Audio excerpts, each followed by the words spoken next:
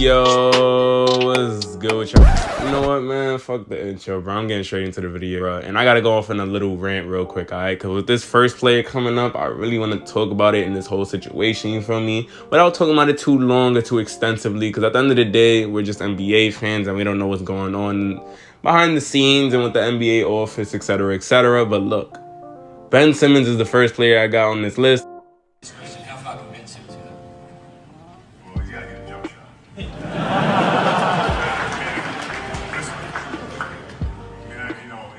It's like, it sounds humorous and all that, but I'm dead ass serious. You can't,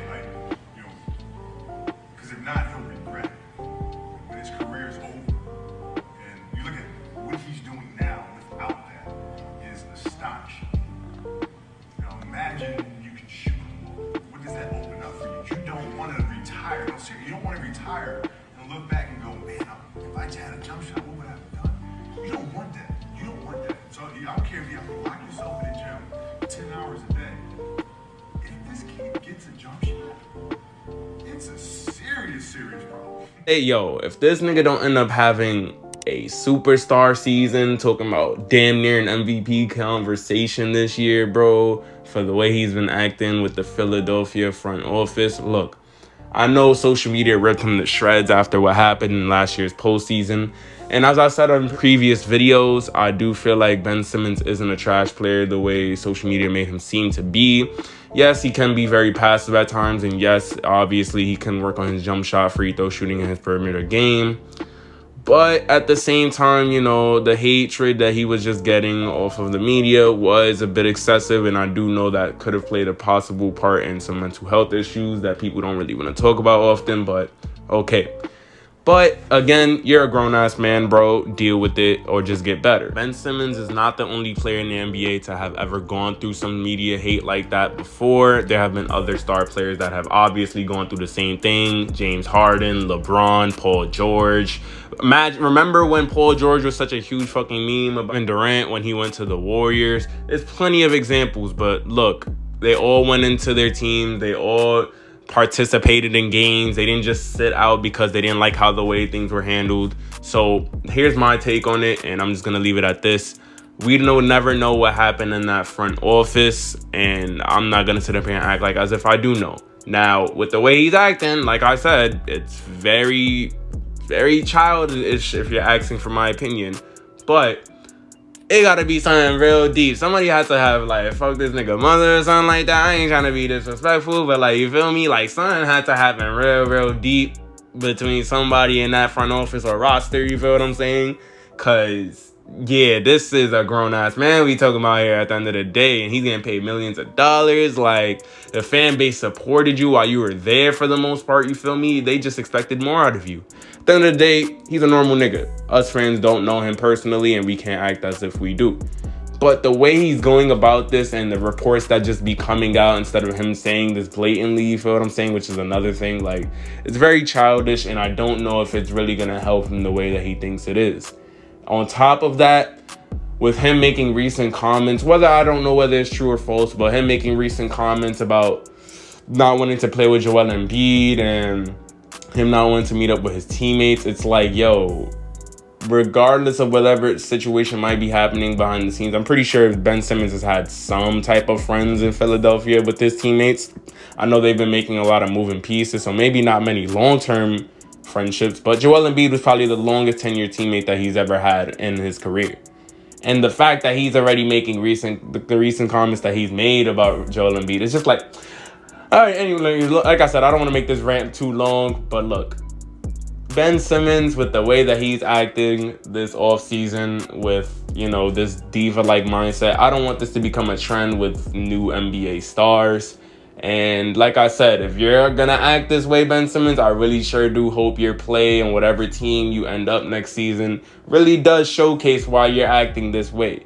He better be coming in this bitch next season shooting from half court, because, like, I mean, this shit is crazy. You feel what I'm saying? So whatever team he might end up on, I did hear, like I said, Minnesota, and I think Cleveland or Toronto might be a team that are like the top suitors to get him. Look, whatever team he ends up on, he better ball the fuck out for them. Because many NBA teams are paying close attention to this situation than many people might think, and they are not viewing this in a professional manner, and it is only going to create more of a negative persona around Ben Simmons as a teammate, and it's going to only lower his trade value even more. Next up, we got Russell Westbrook. Now, although Russell Westbrook is my favorite player in the NBA right now, I do have to say, I do know and understand why there is a love and hate relationship with him and some NBA fans. You either really love him or you really hate the guy, and I feel like with his move to the Lakers, there was some mixed opinions about it.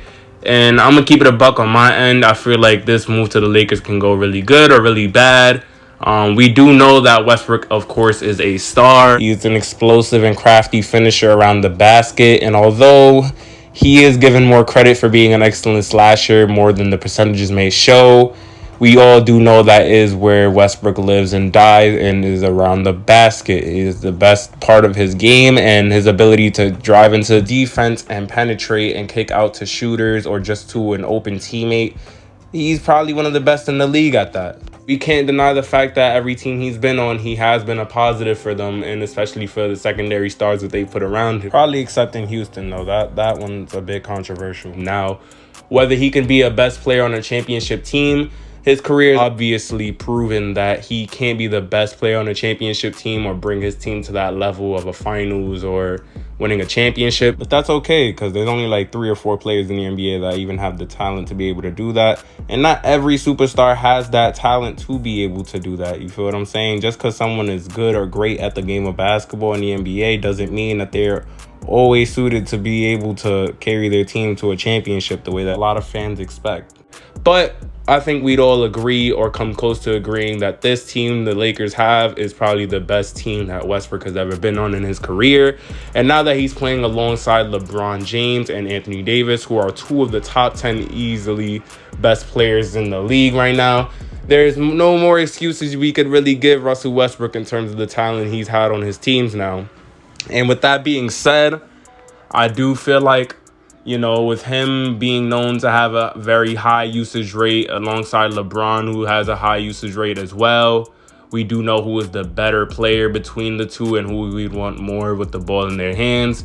But with LeBron also getting older, we do want Westbrook to have some more ball handling opportunities as well, being a secondary ball handler. Because, you know, LeBron does play some factor in it too. I do feel like LeBron, of course, like I said, now that he's getting older and he won't be able to attack the basket as much and as frequently and carry the same ball handling duties as he did in the past, he should work on, you know, trying to get open off the ball and improving his perimeter shot. Although he has done that this past season in terms of the perimeter shot. But I'm just saying, off-ball movement can definitely be a focus for LeBron this season coming up. I feel like Anthony Davis, he's a Swiss Army knife on offense and defense. He just really got to work on his conditioning and just not being injured so they can actually have him and maximize his talent.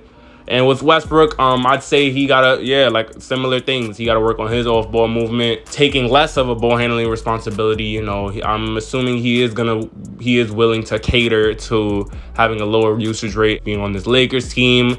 And obviously, hopefully, he can actually adapt to being a third option on this team, because I feel like he would play a really good role in that, being that he's an all-around point guard. He can rebound, he can pass the ball at an extremely good level for his size and position. And of course, what makes Westbrook unique most of all is his energy he brings to the game, and also his ability to really play downhill and create a faster pace of offense for his team.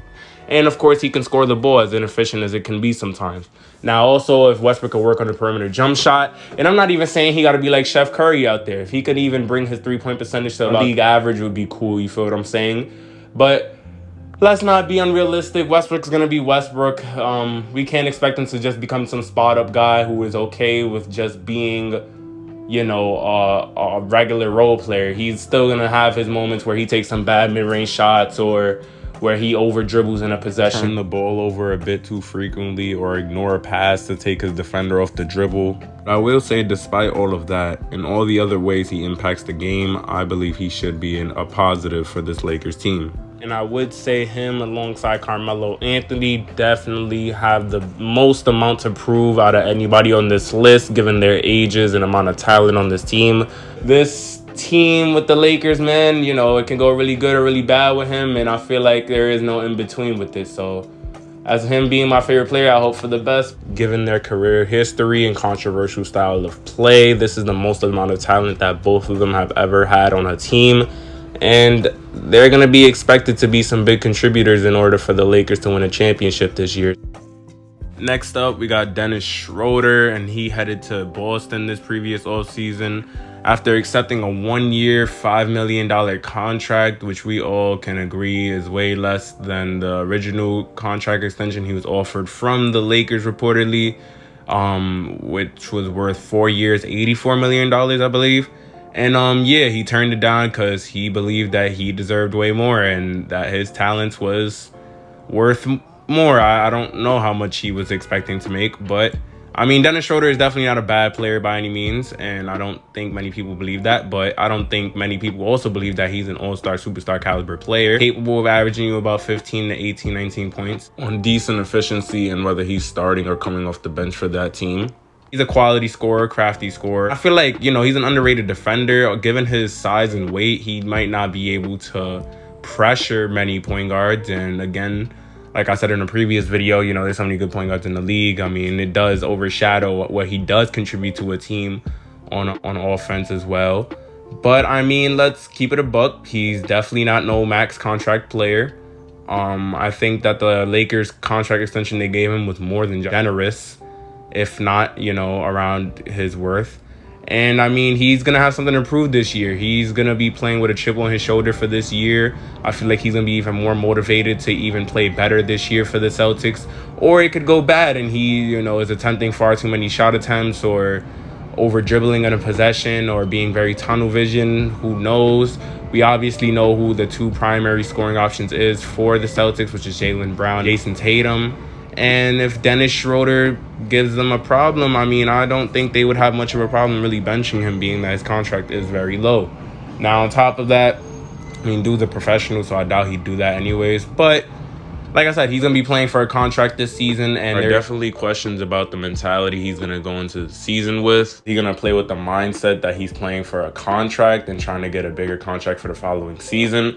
Or is he going to go in with more of a team-oriented approach and trying to do whatever is best for the team to win? Either way, he's going to have a lot to prove this season, and I'm looking forward to how he plays on this Boston roster. Next, we got Zach LaVine of the Chicago Bulls. Now, as most of us know, he didn't have really the best rosters to compete. They missed a lot of playoffs since he's gotten traded there. But in his time of being there, we've actually seen him blossom into being an elite NBA player. Since Chicago hasn't seen much success since he's gotten traded there, and as I said, the rosters weren't really in position to do much with the pieces they had on that team. Now that the organization and front office has done their part and gotten him some talent on that team, the expectations of that team is definitely going to skyrocket. They acquired Vucevic last season in a trade, and they got DeRozan and Lonzo Ball to do the free agency in this year's offseason. And like I said, if they don't really perform up to expectations, best believe that Zach LaVine is going to be to blame to that, because now that he is becoming this elite player in the league and he is young, etc., the praises will come to an end soon. And now that you have the roster to compete, at least in the playoffs, people are going to expect such. Now, with him gaining the experience and playing with the league's best players in Team USA, I do believe we're going to see a different version of Zach LaVine this year.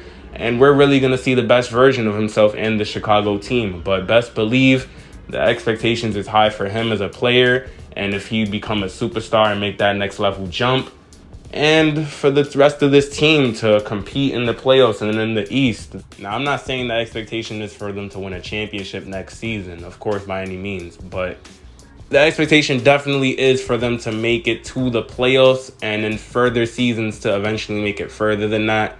DeRozan has a 3-year contract with the Bulls. Vucevic has 2 years with them, and they're both not getting any younger. So, I mean, LaVine is definitely going to have the pressure of carrying this franchise future. I do feel like the front office definitely hit the panic button and got this team some more pieces because LaVine is in the last year of his contract. Finally brought him some quality pieces to the team instead of relying on their young players to develop.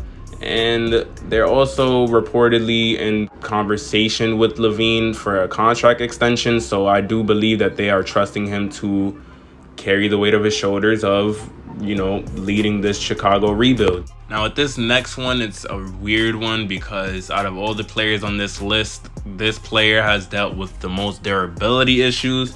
And with Porzingis, man, for his height, his size, this dude is truly skilled. Yes, he can probably make his way in this league as just being a floor spacer and just being solid enough for a team like that. But with Dallas's intentions with trading for him, I do assume to believe they wanted him to be a reliable second option for Luka.